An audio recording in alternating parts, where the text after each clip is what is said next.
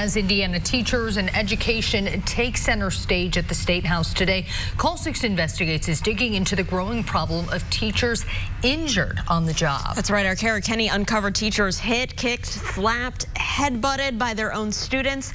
She joins us now with what's behind this trend. These are the records we got back from 8 of the largest school districts in central Indiana. Page after page detailing physical assaults on teachers and school staff.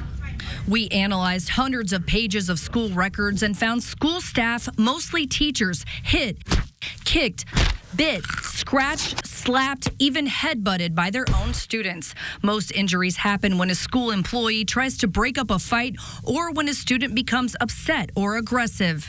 In the Tippecanoe School Corporation, a student was upset, banging his head on a mat. He went to bang it on the metal door frame when a school staffer stepped in and placed him in a seated restraint, and the student bit and pinched her.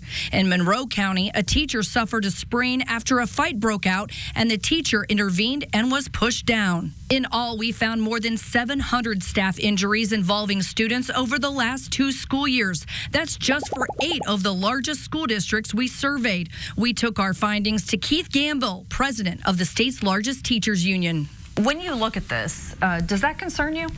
Anytime that we have school personnel injured on the job, we should be concerned. Do you think this is a growing problem? I think that it is a growing problem in as much that we aren't spending as much time looking into what is causing students to act out.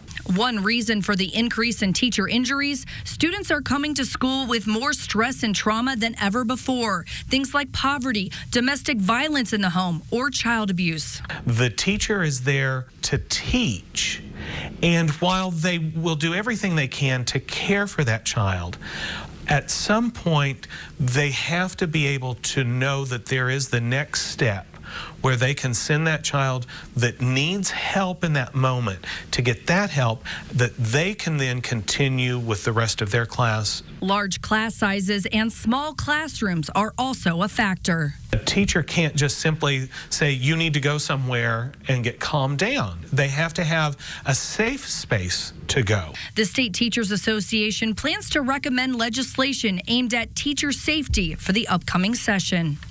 Teachers we talked with did not want to go on camera, but we still want to hear from you. That's why we put together this teacher survey. You can take it if you're a teacher or send it to a teacher you know. You can access it on this story on the RTV6 app and the IndyChannel.com. We'll include the results tonight on the news at 6. For Good Morning Indiana, I'm Call 6 Investigates Kara Kenney.